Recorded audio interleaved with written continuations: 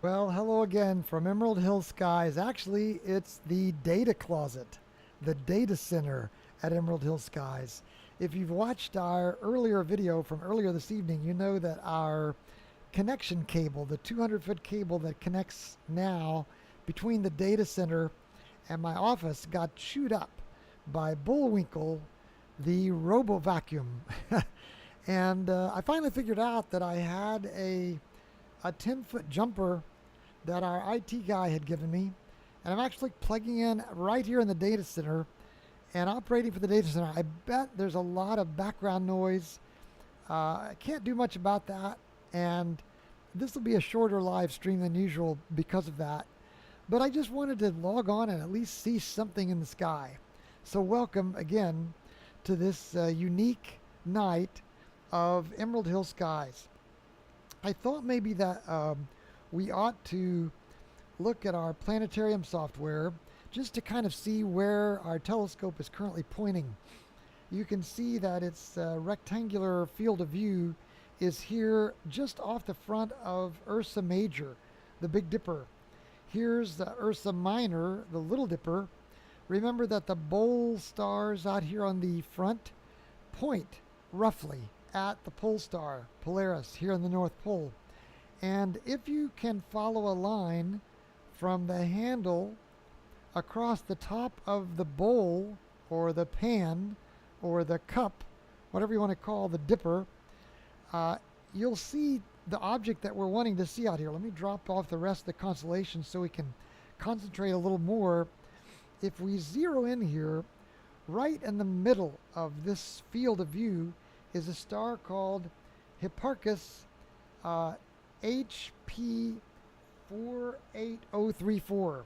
That's Hipparchus 48034. Now this was until recently a very nondescript star. It was somewhat like the star we talked about in our last video, the one before Bullwinkle the Robovac.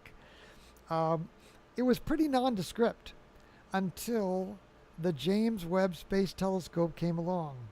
Now let's go ahead over to our sky view of the little camera that sits on top of the scope. And that camera shows us a wide angle view because it's not really running through the telescope. It's a camera sitting on top of the scope. It's the ASI-178 monochrome camera. Can you make out the Big Dipper right here in the middle? I'll make that a little bit bigger for you so you can see it. There's the Big Dipper, and here are the two bowl stars, and we're looking at a star right out here. So I'll widen out so you can see the big picture again. Now let's go over to our view through the RASA, and right in the center here is that star that we're looking at. It's, once again, it's Hipparchus HP 48034. HP 48034. I'm going to just bring up its little information box here, and I'll put it right there because I'm hoping that what we can do is add a little bit of observation. We saw HP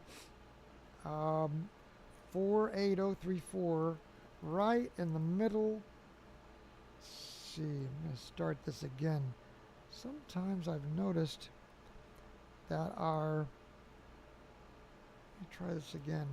Right in the, oh, it's still doing it. Sometimes our planetarium software does this, especially I'm noticing when we get started.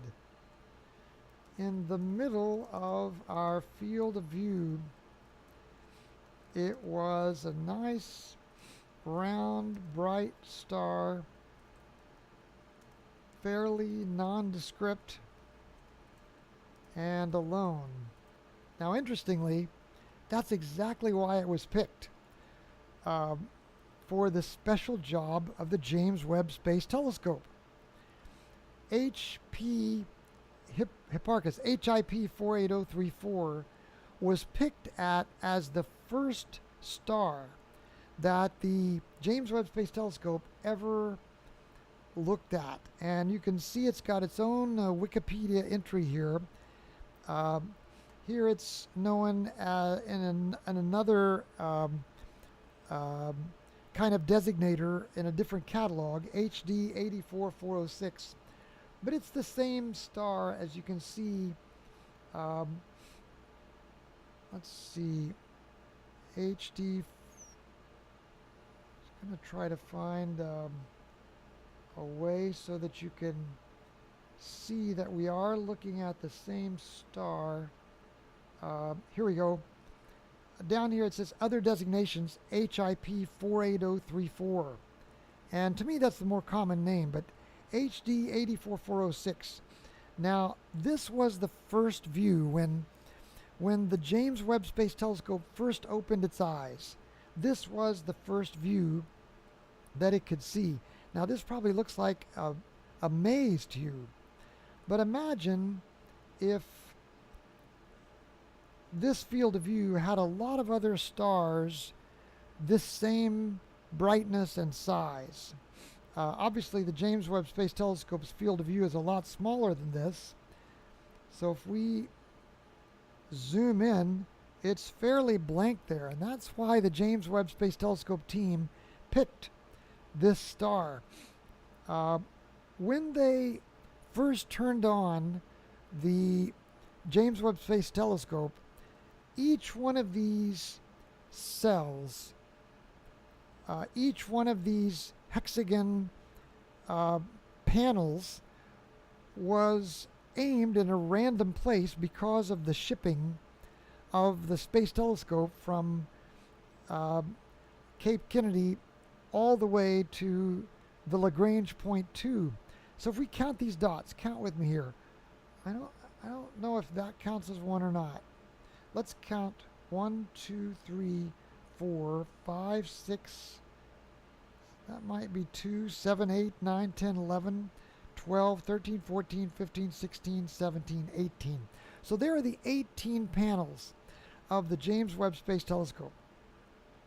And they were all out of adjustment. They were all different places. Maybe we could think of it as not collimated. Now, what the first task was is to figure out which panel was located in each spot. And that was a fairly difficult challenge because what they had to do is activate one panel at a time and move it a little bit. And that way they could tell which spot moved. And keep in mind that they were doing this across the vacuum of space, and the James Webb Space Telescope is way out there. Let's look real quick and get the exact see, I have a shortcut saved for that in the Where is Webb page. I want to get the exact distance. I'm thinking it was 1,000,000 miles, but let's look it up. Wow. I tell you what, we're just going to Google this. How far away is JWST and see if it gives us a readout. About 1,000,000 miles away. So every time it's sent one of these signals to move a mirror a little bit, we had to wait for it to get to the JWST and activate that mirror and move, and then we had to wait for it to capture an image and send it back. Now, we think we've got it bad when we're trying to adjust our scope. What they did then is once they figured out which mirror was which, they used the, it's kind of like as if each little cell has its own mount, like we aim a mount in the sky. And they got these images, such as they are, arranged roughly to look like the different cells of the James Webb Space Telescope. And then the next step, as you can imagine, was these, by the way, were all unfocused. every single one of them was unfocused. So then what they did is they completed a careful naming of all those cells so that they would be able to now work on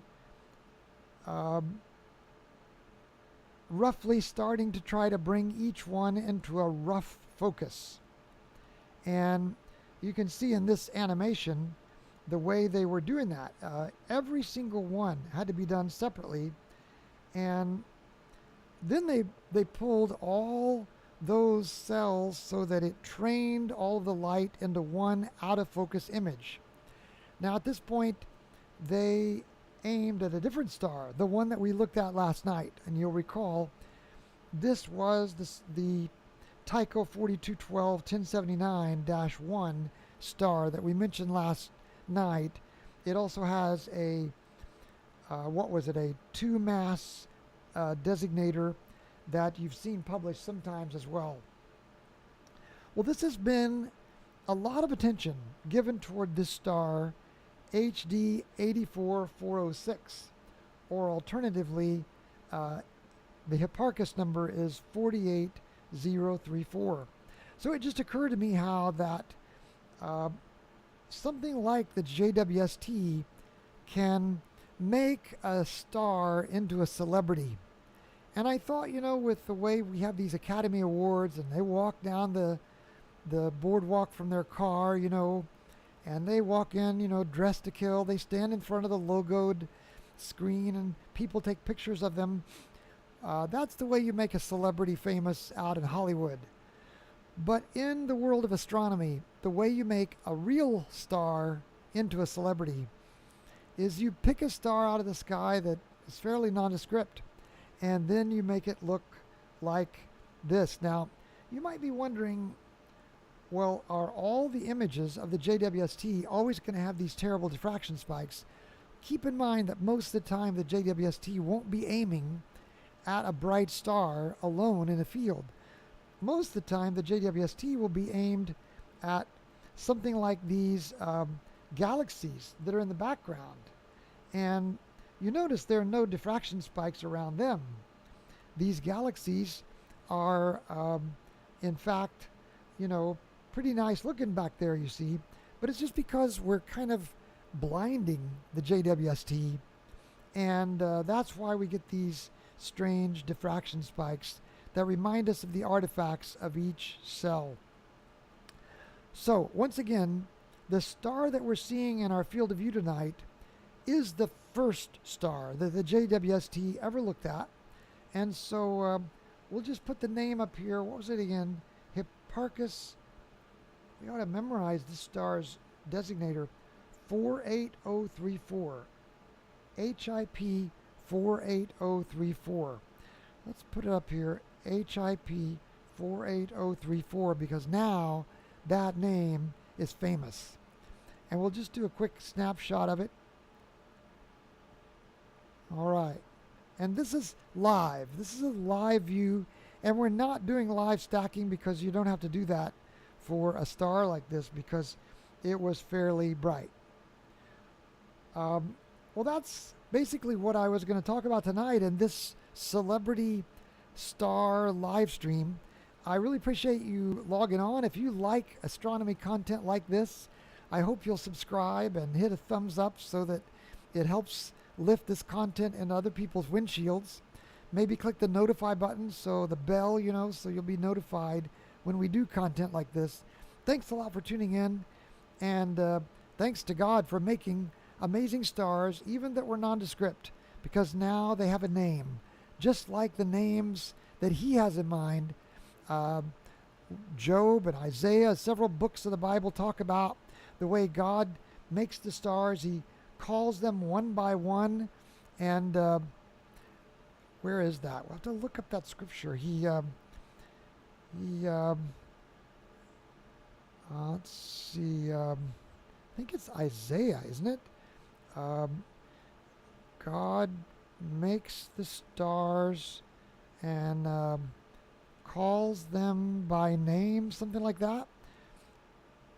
Oh, Psalm 147:4 and Isaiah 40:26. Yeah, let's look at the one in Isaiah. Isaiah 40:26. The one who he calls them by name because of the greatness of his might and the strength of his power. Not one of them is missing. So now that's Isaiah 40 verse 26. Now we know that Hipparchus 48034. Hipparchus 48034 has a name and it's not missing anymore. Okay, well that's it for tonight. Good night from Emerald Hill Skies, and we'll see you again next time. Take care. Good night, and God